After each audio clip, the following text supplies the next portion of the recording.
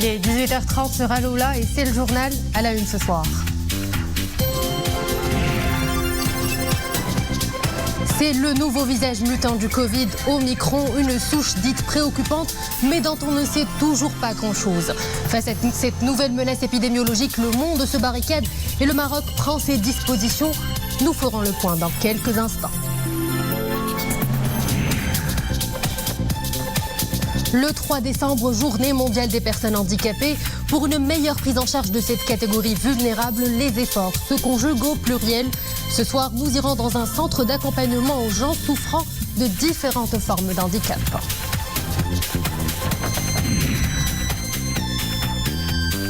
Et enfin, immersion dans le monde unique de l'artiste Ahmed Hjoubi, un artiste aux multiples casquettes. Ses œuvres mêlent peinture, installation et sculpture.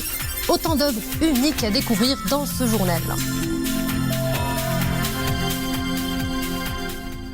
Bonsoir à tous. Omicron gagne du terrain, inquiétant, mais il n'a pas encore livré tous ses secrets, d'où cette vive préoccupation qui s'empare de tous. Les interrogations fusent sur sa dangerosité et sa transmissibilité. Mais en attendant, le monde se referme.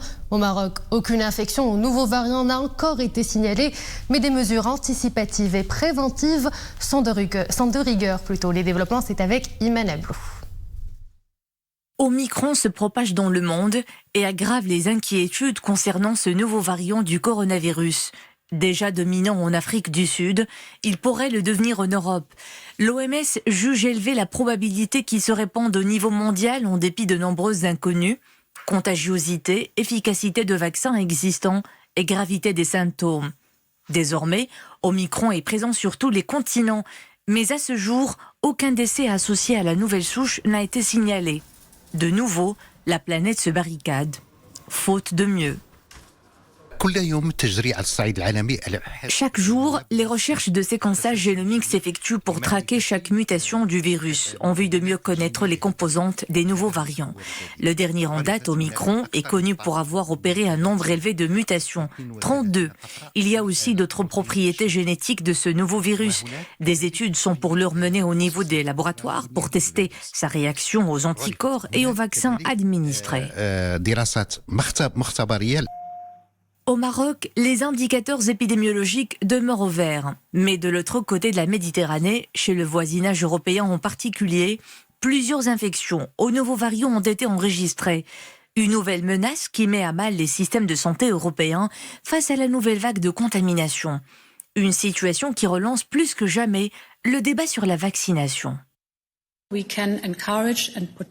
Il est temps de réfléchir sur l'option d'une vaccination obligatoire dans les pays de l'Union européenne. Les experts confirment que les vaccins et les doses de rappel assurent une grande protection contre le virus.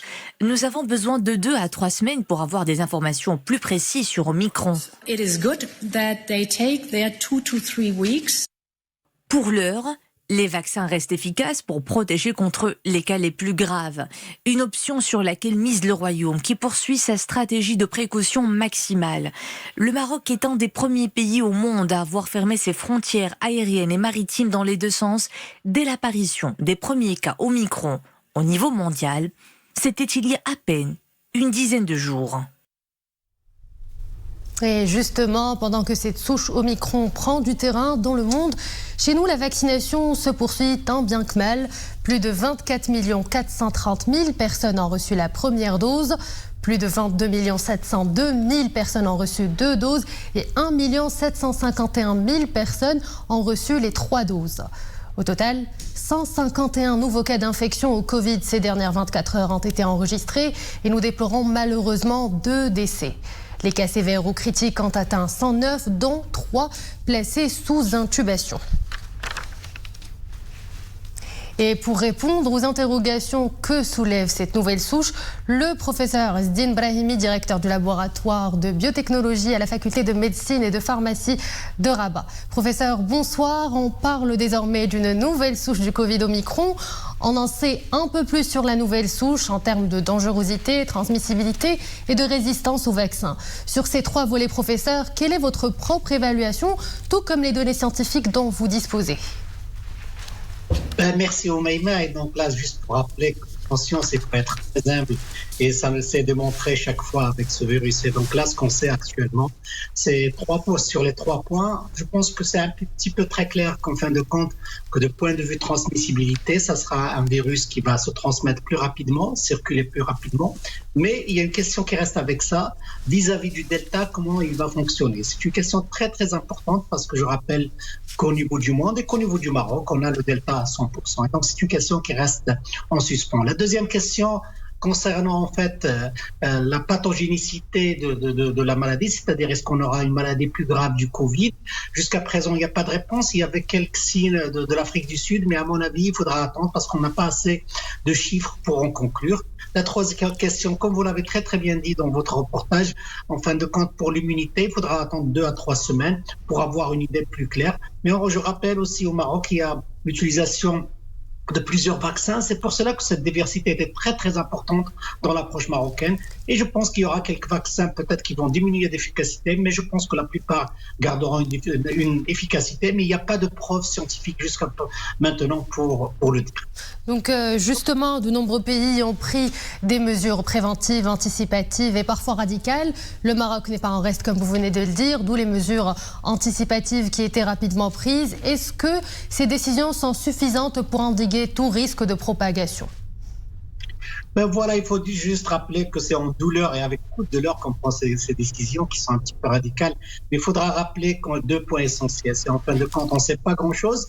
C'est pour cela, comme je l'ai dit dans la première question, il faudra prendre beaucoup de précautions. La deuxième chose, c'est qu'on a des acquis au Maroc. Et ces acquis-là, il faudra les protéger. Et on avait décidé, en fin de compte, qu'à travers ces 2 semaines, je pense qu'on aura assez de temps pour avoir des réponses et revenir avec des recommandations.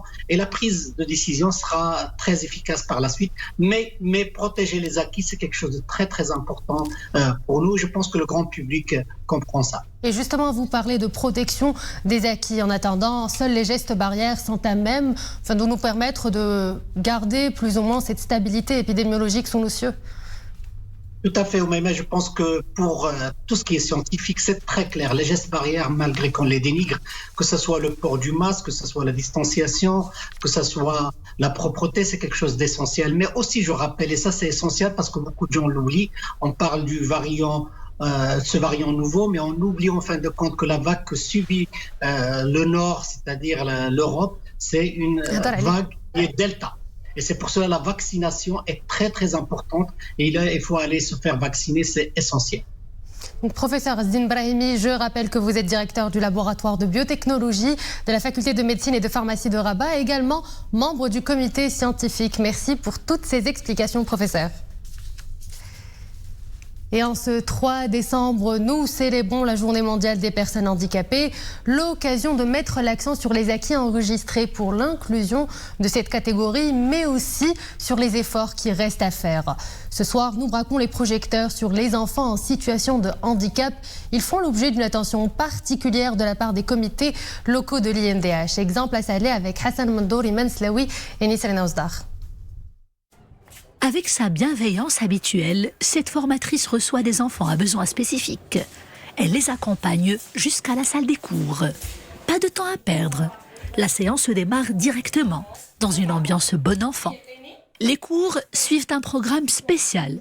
On apprend de nouvelles choses et on joint surtout l'utile à l'agréable. Nos 2 apprenants semblent épanouis. Nous passons d'agréables moments ici. Nous jouons beaucoup, nous faisons du sport et nous regardons des pièces de théâtre. Nous assistons de façon régulière à des cours de langue pour améliorer notre niveau. Nous recevons également des leçons coraniques. C'est un programme très intéressant.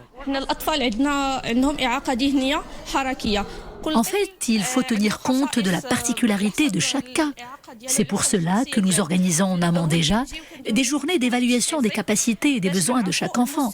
Le tout pour une meilleure adaptabilité de nos prestations sociales.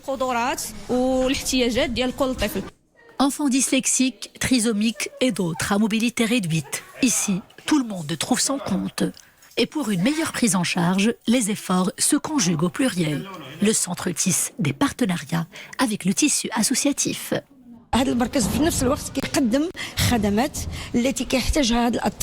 Le centre propose une panoplie de services comme la rééducation physique, orthophoniste, le soutien psychologique. Des cours de cuisine sont également proposés aux bénéficiaires.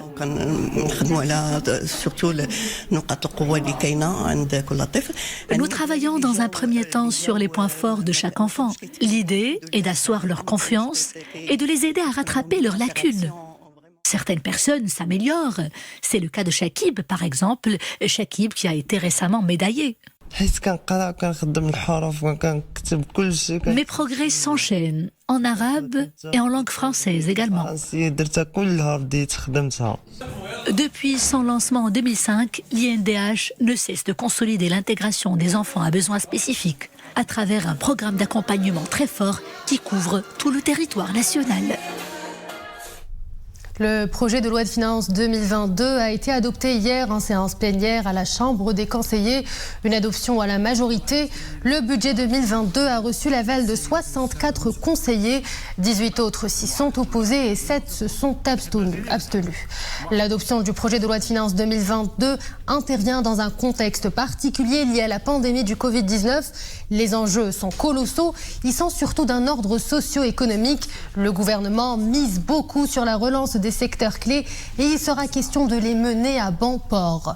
Le projet de loi de finances au titre de l'exercice 2022 est donc ambitieux. Il est marqué principalement par la mise en œuvre du nouveau modèle de développement. L'objectif est d'asseoir les bases d'une économie forte et compétitive et d'un modèle social plus inclusif à même de répondre aux aspirations des citoyens.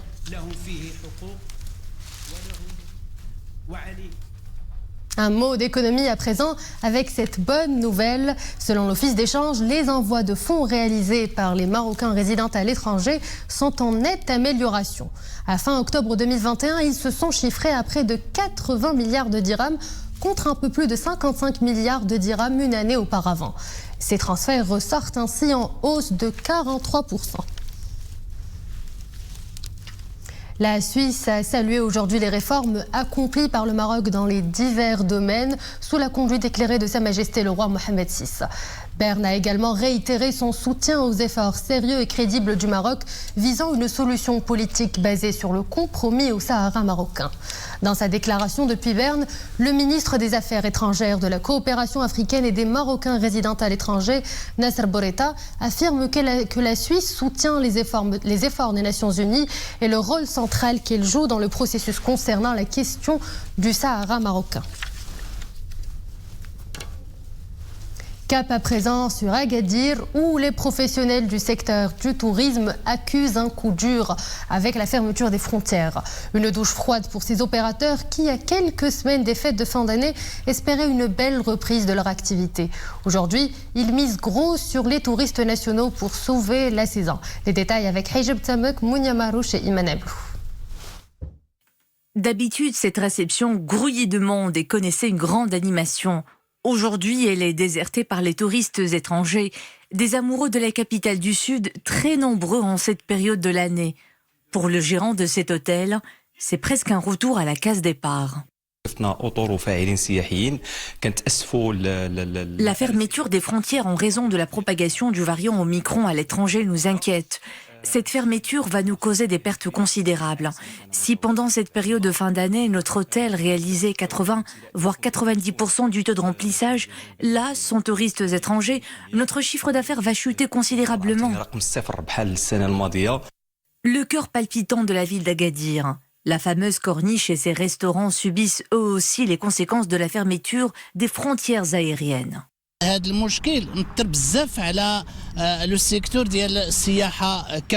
Cette fermeture aura des conséquences catastrophiques sur notre activité, surtout qu'elle coïncide avec les fêtes de fin d'année. Les restaurateurs qui misent sur cette période de haute saison s'inquiètent sur leur avenir. Tant le danger du Covid plane encore, les perspectives demeurent incertaines pour le secteur touristique. Un secteur qui pèse 7% dans le PIB. Pour donner un coup de pouce à ce poumon de l'économie marocaine, le gouvernement reprend le versement des indemnités forfaitaires de 2000 dirhams au profit des salariés du secteur. Son âme d'enfant ne l'a jamais quittée, tout au contraire, elle est présente encore plus fort dans ses dernières œuvres. La droguerie d'Ahmed Hajoubi, une exposition où les genres s'entremêlent entre peinture, installation et sculpture en divers matériaux, en désordre ordonné, comme l'a si bien dit l'artiste à nos confrères qui ont assisté à l'exposition. Abdelrahman Zian, Reda Fja et Dominique Orlando. Monsieur Hajoubi est né à Guersif dans l'Oriental. Son papa était le propriétaire d'une droguerie très célèbre dans son quartier. Enfant, il y a passé beaucoup de temps, soit pour y donner un coup de main, soit pour se faire un petit peu d'argent de poche. Depuis toujours, j'adore travailler avec la matière. Même la peinture en relief, j'aime beaucoup. Donc c'est pour ça qu'on trouve beaucoup de matière en relief, des techniques, des matériaux qu'on trouve dans la droguerie. Donc c'est pour ça. Donc j'adore la matière, j'adore la texture. Chez lui, tout est donc matière à expérimentation. On y découvre beaucoup de chambres à air associées au bois ou au métal. La laine y est aussi omniprésente et cela n'est pas nouveau. J'ai travaillé sur un concept qui est lié avec moi, avec Korchel, que j'ai développé après avec une exposition à Babrouah en 2013. Donc j'aime beaucoup le Korchel. Même aujourd'hui, on trouve le Korchel dans mon exposition. Donc c'est un outil qu'on trouve dans la droguerie. En même temps, il est à moi. Donc il a une histoire avec moi, avec ma mère. En tant que plasticien protéiforme, Monsieur Hajoubi semble comme insaisissable. Pourtant, toute sa démarche est très cohérente. Ça s'inscrit dans une suite de l'abstraction qui est ici le matérisme, qui ressemble un peu à ces écoles japanisantes comme le Gutai, et qui viennent. Cette évolution est venue au moment de la Seconde Guerre mondiale, comme vous le savez peut-être, où on ne pouvait plus représenter les choses, on n'avait plus les mots en littérature et on n'avait plus les formes non plus. Et donc il y avait plusieurs comme ça, de l'abstraction est devenue lyrique, expressionniste, et là elle est matériste, et donc là on plonge dans la matière avec une jouissance et un plaisir, d'autant plus que ce sont des matériaux qu'il connaît, qu'il a touchés, qu'il a utilisé très jeune dans cette droguerie familiale et fondatrice. La droguerie de Monsieur Hajoubi, présentée à l'Artorium de Casablanca, nous invite à y déambuler les yeux grands ouverts, un peu comme on l'exigerait d'un enfant toujours curieux du monde. Et avant de nous quitter, page météo hier, il a plu des cordes et cela un peu partout au Maroc. 34 mm à Ifrane, 27 à Rabat, Salé, 26 à Sidi Slimane, 24 mm à Fès, Meknès et Ben Slimane, 10 mm à Casablanca et également à Mohammedia, 3 mm à Marrakech et Midel, c'est moins d'1 mm à Tétouan et à Tanger. Les hauteurs de neige relevées 1 cm ce vendredi par la Direction générale de la météorologie, 5 mm à Ifrane-Ville, 3 à Timhdet, 15 au pied du Mislifen et 20 sur le sommet, Jbel Hebri 17 au pied et 23 sur le sol, Boulmen 7, Bouilbiban 50 au pied et 70 sur le sommet, Imilchil 1 mm, province d'Azélal à Jbel Ayoui 8 mm au pied et 15 au sommet. Des températures en baisse et des chutes de neige plus ou moins importantes ont concerné depuis le début de la semaine les hauteurs du Moyen Atlas. Azélal a revêtu son manteau blanc, un manteau bien épais. Rien qu'hier, 15 mm de neige a été enregistré. Des tronçons routiers ont été momentanément bloqués.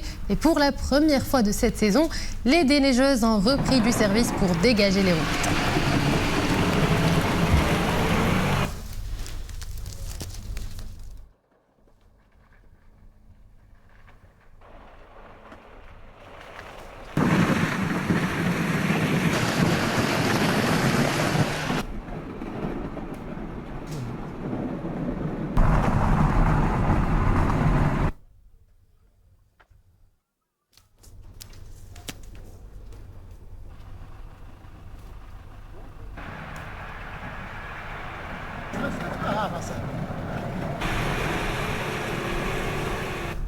Et ce sont ces images de notre confrère Ahmed Fadeli qui signent la fin de cette édition. Merci à vous de l'avoir suivi. Excellente soirée sur Aloula. À demain.